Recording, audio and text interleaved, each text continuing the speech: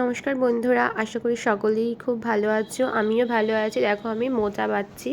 মোচাটাকে বেছে আমি কুচি কুচি করে কেটে ওটাকে আবার সিদ্ধ করে নিয়েছি। সিদ্ধ করা মোচাটাকে দেখো একটা কাচের বোলের মধ্যে আমি নিয়ে নিচ্ছি।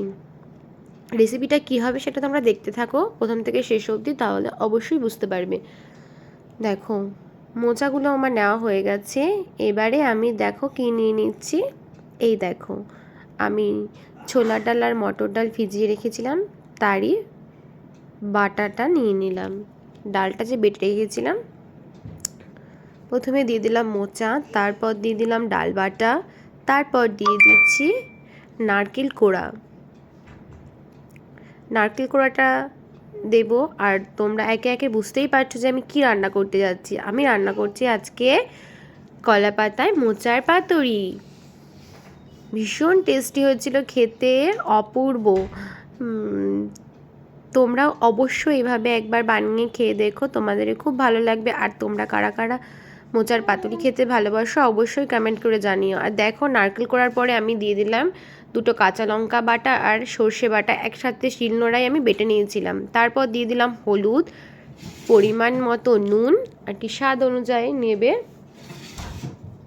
আর ভিডিওটা কেউ স্কিপ করবে না, অবশ্যই দেখবে। দিয়ে দিলাম হাফ চামচ জিরের গুঁড়ো, হাফ চামচ ধনের গুঁড়ো, দিয়ে দিচ্ছি একটু কাশ্মীরি লঙ্কার গুঁড়ো, দিয়ে দিচ্ছি সর্ষের তেল।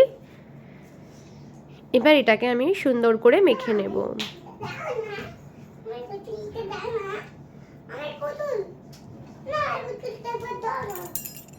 সুন্দর করে মেখে নিচ্ছি দেখো। আর ওইদিকে আমি কলা পাতাটাকে আগে কড়াই বসিয়ে কড়াই ভালো করে সেঁকে নিয়েছিলাম।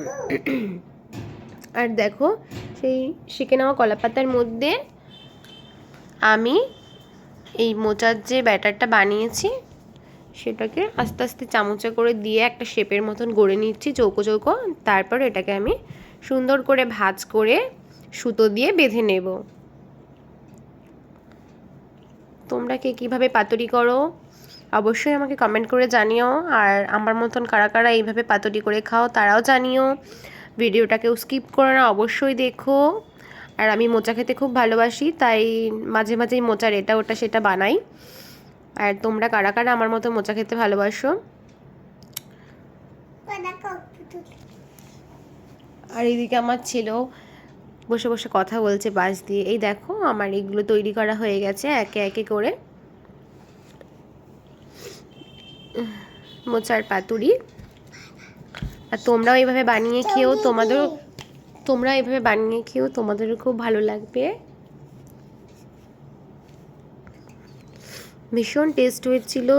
আমি তোমাদের দাদাভাইয়ের মুখে একটু দিয়েছিলাম, বললো খেয়ে খুব ভালো হয়েছে। আর বাবাকে দিয়েছিলাম। আর দেখো কলা পাতায় এইভাবে মোচাটা দেওয়ার পর একটু ওপর থেকে কাঁচা লঙ্কা চেরা আর একটু সর্ষের তেল দিয়ে আমি এক এক করে বেঁধে নিয়েছিলাম। এটাতে সর্ষের তেলের একটা সুন্দর গন্ধ আর সর্ষে বাটার যে ঝাঁজ, বেশ দুটোই মিলেমিশে দারুণ হয়। আর খেতেও ভীষণ টেস্ট হয়েছিল। আর আমি এদিকে কড়াইতে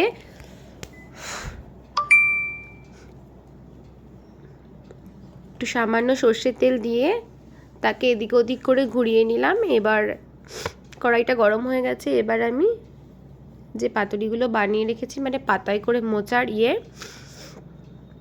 সেগুলোকে দিয়ে দিলাম পাতোড়াগুলোকে। এবার এটাকে আমি উল্টে পাল্টে এপিট ওপিট করে ভেজে নেব আস্তে আস্তে। প্রথমে হাই ফ্লেমে দিয়েছিলাম, এবার আমি লো ফ্লেমে করে ঢাকনা দিয়ে ঢেকে দেব। দেখো কি সুন্দর লাগছে না দেখতে, ভীষণ ভালো লাগে। এই দেখো আমি ঢেকে রেখেছিলাম, উল্টে দিলাম একটু, নাহলে তো পুড়ে যাবে, পুড়ে গেলে তো আবার খাওয়া যাবে না। দেখো আমার পাতুরিগুলো রেডি হয়ে গেছে। আর তোমাদের ভিডিওটা তোমরা কারা কোথা থেকে দেখছো অবশ্যই কমেন্ট করো। আর আমার ভিডিওটা কেমন লাগলো অবশ্যই কমেন্ট করে জানিও। পাতুরি তো রেডি, এবার গরম গরম ধোয়া ওঠা ভাতে খেলেই বেশ জমে যাবে। আর আমার ভিডিওটাকে লাইক করো, কমেন্ট করো, শেয়ার করো। এই দেখো আমি একটু খেয়েও দেখছিলাম, তোমার দাদাভাইকে মুখে করে দিচ্ছিলাম ভেঙে, যে কেমন হয়েছে একটু বলো। এই দেখো দেখতে কতটা সুন্দর লাগছে, দেখেছো? বেরিয়েও যায়নি, বেশ সুন্দর হয়েছে। এই যে টাটা।